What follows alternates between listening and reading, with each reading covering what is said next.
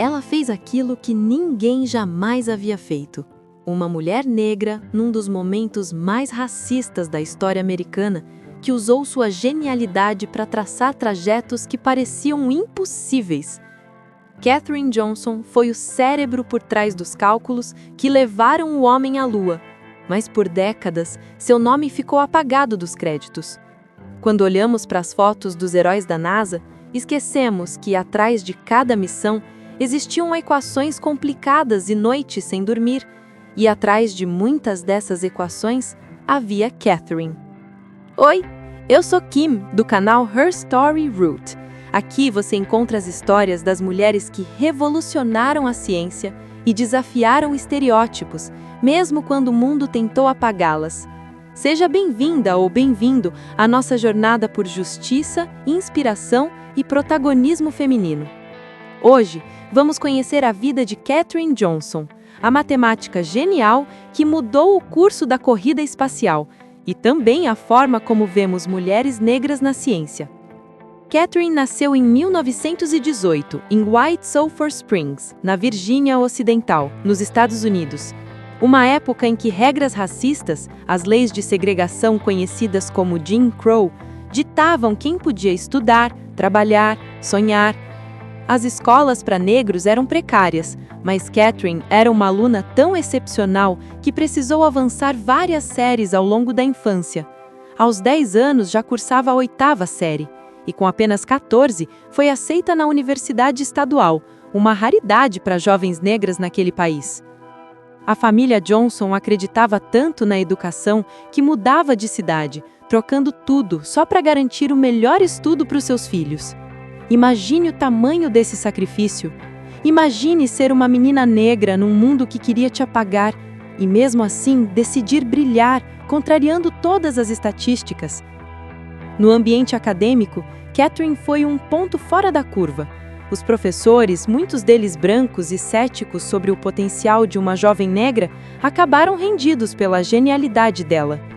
Formou-se em matemática e francês com honras. O racismo era explícito.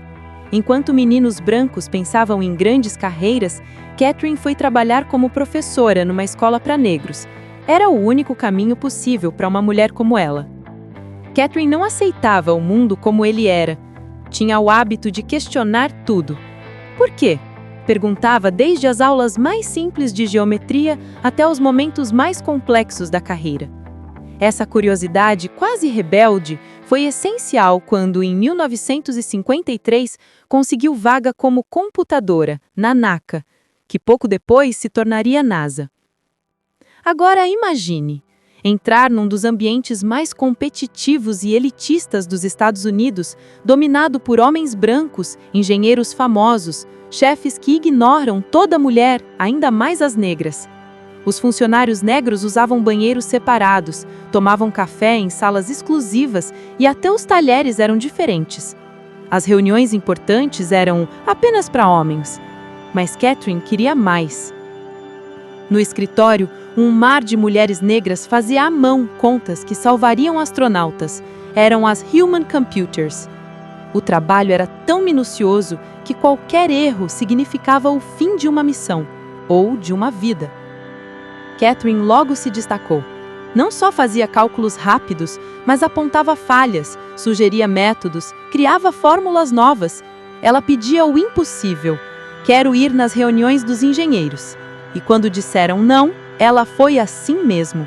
Tomava lugar entre homens de ternos escuros, deixando claro, inteligência não tem cor nem gênero.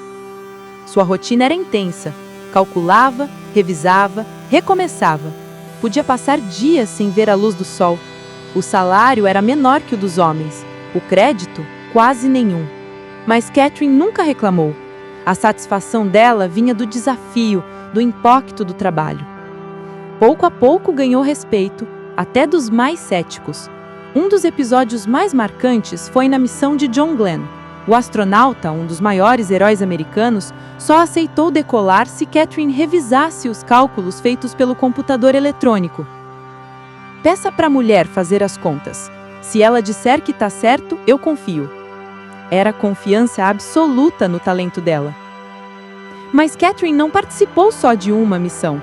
Ela trabalhou nos cálculos das trajetórias do programa Mercury, nos voos de Alan Shepard e Donald Slayton, nas missões Gemini e, claro, na Apollo 11, que levou Neil Armstrong à Lua em 1969. Imagine a responsabilidade. Eram equações enormes, feitas à mão, sem direito ao erro em plena Guerra Fria, com o mundo inteiro assistindo. Quando a nave voltou à Terra, muitos celebraram os engenheiros-chefes, mas poucos souberam que uma mulher negra do interior tinha colocado a missão no caminho certo. Mesmo com sucesso, Catherine enfrentava constantes microagressões. Os banheiros segregados ainda existiam. Muitos colegas não a cumprimentavam no corredor. Mas sua dignidade e ética contagiavam outros funcionários. Em casa, dividia o tempo entre matemática e amor. Foi casada 2 vezes e mãe de 3 filhas.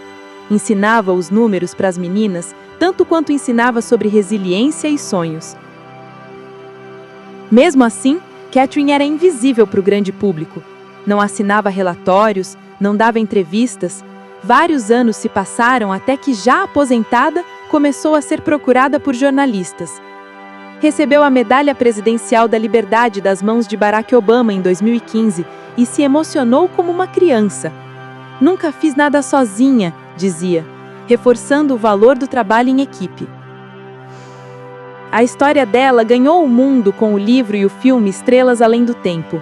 Ver atrizes negras interpretando cientistas nos cinemas inspirou milhões de meninas. Catherine virou nome de escola, centro de pesquisa, biblioteca. Era como se o tempo começasse, finalmente, a devolver tudo o que a sociedade tirou. Hoje, se você olhar para as equipes que controlam foguetes, verá cientistas de todos os tipos. Muitas mulheres, muitas negras, todas filhas de Catherine, Rosalind, Hedge e tantas outras. A lição de Catherine é clara.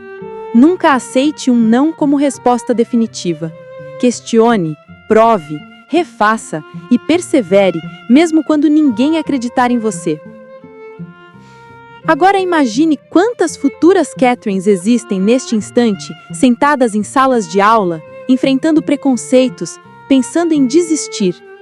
Pense na responsabilidade que temos de não desperdiçar talentos só porque não se encaixam nos padrões de sempre. Seu exemplo nos obriga a abrir portas, a defender espaços, a valorizar potencial acima de qualquer aparência. A era digital, os algoritmos, os saltos da tecnologia, tudo isso deve muito às equações de quem veio antes e ousou mudar a história. Catherine Johnson é um lembrete vivo de que ciência e justiça social devem caminhar juntas. Se essa história te inspira, comenta, curta e inscreva-se aqui no Her Story Route. Compartilhe para que mais pessoas conheçam a verdadeira origem das grandes conquistas humanas. Semana que vem você vai conhecer Tian-Chun Wu, a física que desafiou as leis da natureza e foi ignorada pelo Nobel. Continue avançando, questionando e lembre, seu potencial é maior que qualquer barreira. A ciência precisa de mais Catherines, mais Rosalinds, mais Hedges, mais mulheres brilhando em todos os campos. Her Story Roots está aqui para que nenhuma história genial seja esquecida. Até o próximo episódio!